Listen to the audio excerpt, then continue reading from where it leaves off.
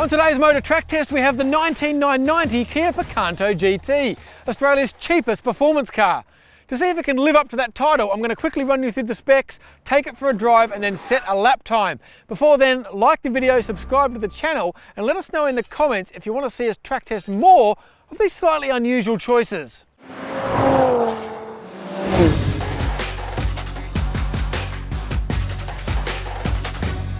Everything about this car is small. The engine, 1 litre turbocharged 3-cylinder, producing 74 kilowatts and 172 newton meters, attached to a 5-speed manual. The wheels are 16s with 195/45 tyres, and the brakes are 256mm discs front, 234mm discs rear. It also weighs just 1,007 kilograms. So does that all mean that it's completely out of its depth on a racetrack? Let's go and find out. So you might think the concept of a Kia Picanto GT on track is a little bit weird, and I guess it is, but there's a real sort of community of people now that take these sort of basic hot hatches, or just hatches really, on track at events like the Nugget Nationals and stuff, Toyota Echoes and Mazda 2s and all that sort of thing. They're having this second life as club track cars. And they hold events here at Bryant Park, and to be honest, if you're going to take a Picanto GT on a track, I think this is probably the sort of track you'd take it on. I can imagine even at Winton, let alone somewhere like Phillip Island, it'd be quite an interesting experience. You'd be waiting a long time between corners. But here at Bryant Park, it's tight, it's twisty, plenty of turns, so we'll see how the Picanto goes. Obviously its specs are fairly underwhelming by today's standards, but if you go back to the 80s, it was kind of hot hatch specs really. The best thing about it is it's just so light. It's so small and it's so light. It's only just over 1,000 kilograms, and that makes a real difference to how it feels on track. So let's go through the car bit by bit and tell you what it's doing. So this engine, it's okay. It doesn't have much top end grunt. Doesn't have much grunt at all, to be honest, but it's the torque that makes the difference. You can get like a 1.2 litre, I think 4-cylinder in a regular Picanto, but this 1 litre triple, because it's turbocharged, it's actually got, you know, reasonable torque. 5,000 RPM, takes a while to rev, but gets out of corners okay. Sounds reasonably interesting, being a 3-cylinder. I've got to be honest, I've been driving this thing all week, and it's the sort of car that I'd like to put a set of rims on, lower it, put a blow-off valve on it, just for the lols, just for the comedy factor.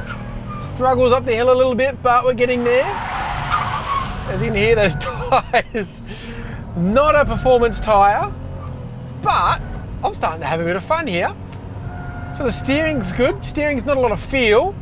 We're a bit short on connection, but it's accurate. And again, it's all about the lightness. Because this car is so light, it can get away with tiny tyres, it can get away with tiny brakes, it can get away with a tiny engine. And there's enough torque that even if I'm up over these ripple strips and stuff, it will break into wheel spin a bit. So I've got to be a little bit careful. I don't necessarily need to lift, but the lap's going to be interesting because basically every car we've done here so far, you've got to manage power and torque like in most performance cars these days. But whereas this, it's all about conservation of momentum. Every time I touch the brakes or turn the steering wheel, if I do it a little bit too much, I'm never going to get that speed back because the engine just doesn't have the power to pull out of corners. So I've got to be patient, I've got to be precise, I've got to be smooth, make sure I don't scrub off any more speed than I need to, especially up over here over the top.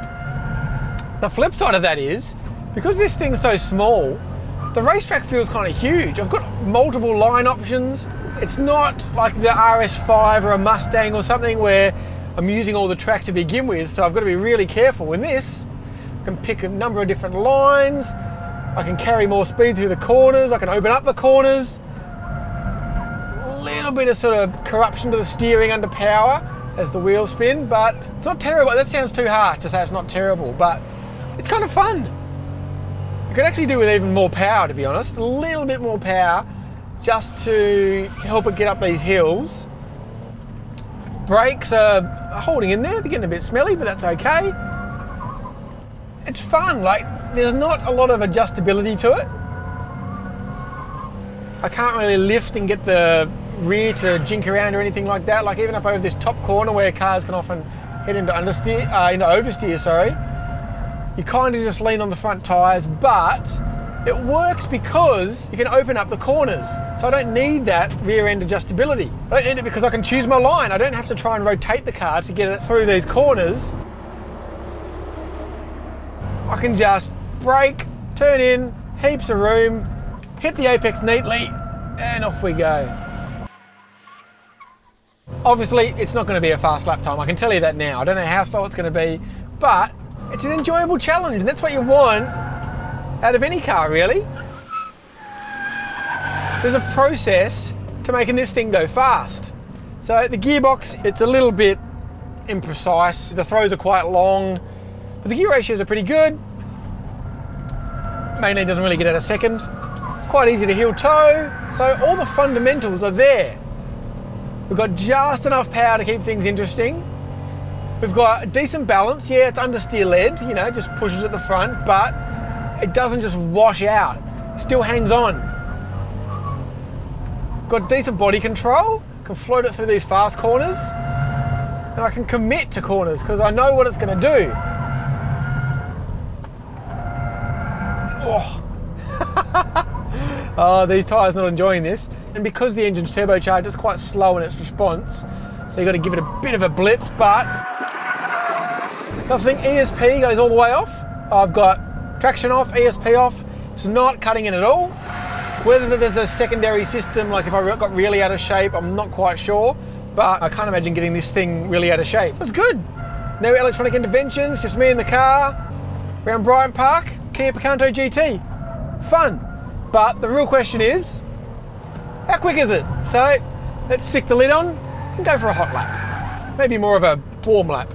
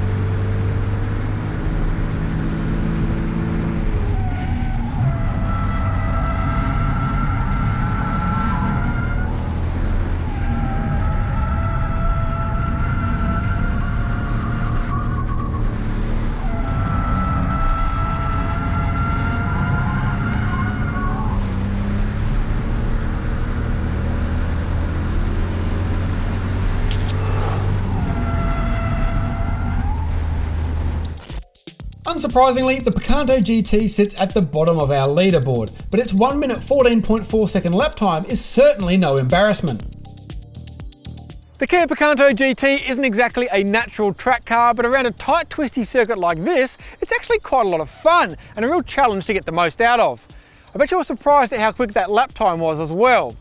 Nevertheless, it doesn't exactly get the adrenaline pumping, which means it gets a track score of 7.5 out of 10.